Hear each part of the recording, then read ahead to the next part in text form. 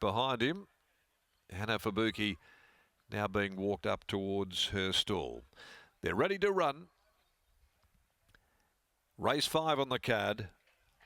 And the gates spring open. They're away and they're racing. Awesome Force missed it by a length or so. Hot Like Chili and Flash Paddy were the first into stride, with Delicate Ruler also away quickly and is going to punch up and probably may in fact look for the lead here soon after the start, ahead of Granite Rock, who's down near the inside travelling fourth early and just overreaching a little. In behind them, Dandy's Gem, one off the rails. Back on the inside, Obsentino from Must Be Nice getting across, finding a spot there, one from the rail. Then came Hannah Fabuki in the second half of proceedings, with Global Trip back there. Sluice Box, Awesome Force, and last of all is Whiskers Harbour. They sorted themselves out approaching the 1400. Flash Paddy in fact took up that role of pacemaker. In the back straight, Flash Paddy, and has the neck arch, leading the way from Delicate Ruler settling second. Granite Rock is third over on the inside, and Nia getting a lovely run here following Flash Paddy as they work down the back straight. Hot Like Chili fourth. A length and a half away then is Global Trip down on the inside, or at least in actual fact Obsentino from Dandy's Gem, and a move coming from Must Be Nice.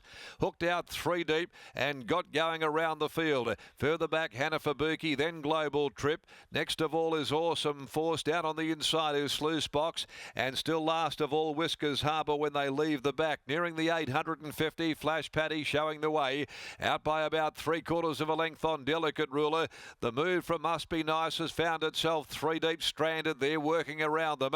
Back on the inside, running fourth, Granite Rock, and Hot Like Chili's had a nice run behind them, but they're starting to really bunch up. Dandy's Gem looping the field. It's off and around the outside. So's Awesome Force for that matter. In behind them, Global Trip from last. Whiskers Harbour takes off. Back behind them, Hannah Fabuki, Sluice Box, Obsentino. They straighten for home. Awesome Force out near the centre of the course, hit the front. Awesome Force has raced about a length and a half clear. Whiskers Harbour coming from the back of the field, charging home though. Awesome Force on the outside, Whiskers Harbour. Dandy's Gem's getting up on the rail now at the 75. Awesome Force, Whiskers Harbour, Dandy's Gem is a great go. Dandy's Gem I thought might have just won from Whiskers Harbour, and Awesome Force the centre. Delicate Ruler got up near the rail. Hannah Fabuki right behind them with Global Trip, Hot Like Chili, Delicate Ruler, Flash Paddy, then Granite Rock and Sluice Box. Must Be Nice further back in the field.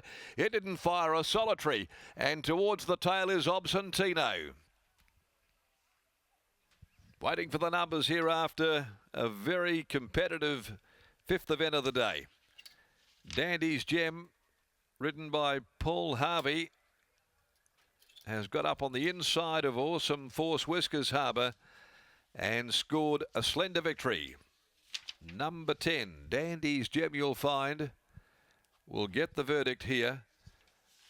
Again, one of those that opened at $20 early in the markets yesterday and ran around 8 today. So there'd been clearly some support, some specking around here for the Machino mare.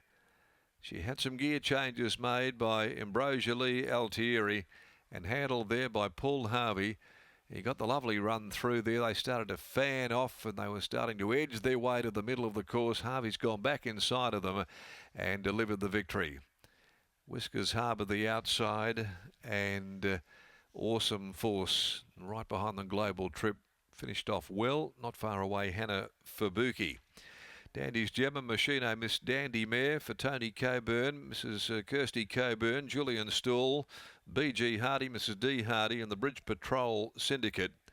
And turned out by Ambrosia Lee Altieri with Paul Harvey aboard, getting the money. 9-second Whiskers Harbour, the Ocean Park gelding from the yard of Bob McPherson, ridden by Brad Parnham. Third, number 6, Awesome Force by Admire Mars.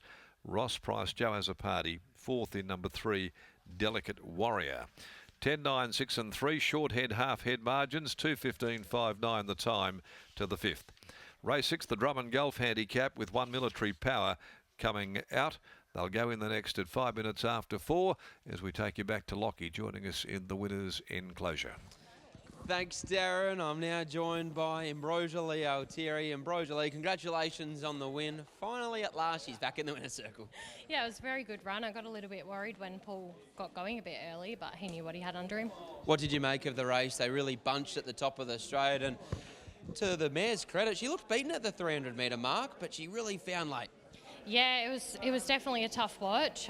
Like I said, I was very worried, but I'm glad that Paul knew what he had because I was not confident at all. What have you made of her preparation to date? Did you come into today with a degree of confidence at all? I was confident, so leading up to today, we've had a few runs where she was kind of a bit flat, so we've really backed off her the last 2 weeks and hoping that just a freshen up would help her get across the line. Is that something you now learn about her to potentially allow her to pinch one or two more, just keeping her on the fresh side despite her being a stale? I think so. I think she does run better fresh and probably not leading, maybe just sitting just off them.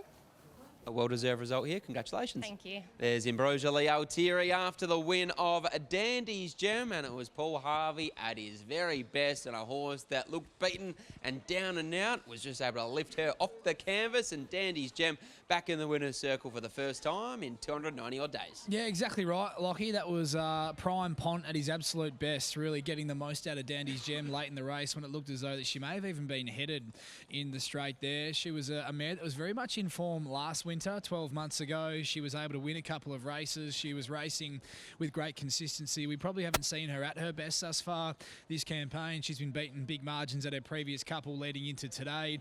Ambrosia just touched upon with you, Locke, that she's been just a little bit flat for whatever reason thus far in her run. So they've backed right off her behind the scenes, and with that bit of extra freshness in the legs, she was able to return to her best form. That she was. Paul Harvey is just catching up with connections and unsaddling Dandy's Gem as we speak before he makes his way over to make things official and catches up with Riley for a word after the win of Dandy's Gem. But she has been in the wilderness a little bit over the last 12 months. As Riley said, she was in wonderful form this time last year, but with just some slight gear changes. The near side blinker came off and the winkers went back on.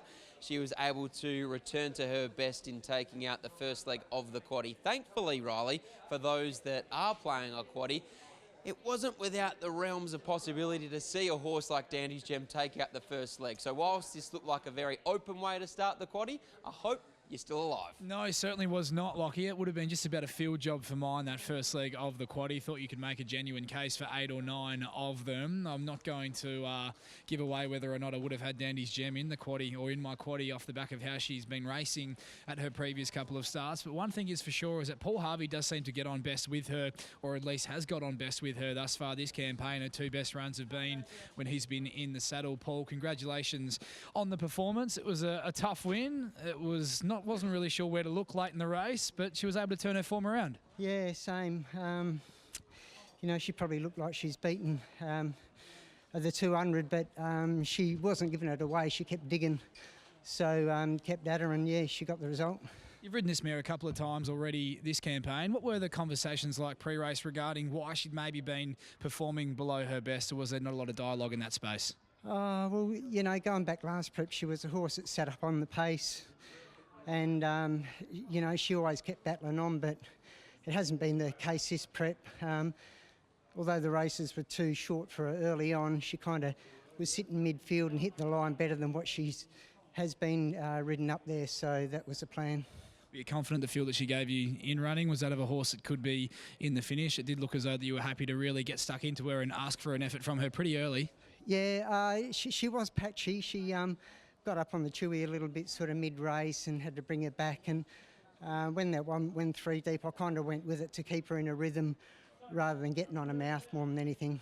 Great result. Congratulations on the win. Cheers, thank you. There's Paul Harvey combining with Ambrosia Lealtieri and the 5-year-old mare in Dandy's Gem. She returns to the winner's circle in taking out race 5 here at Belmont Park.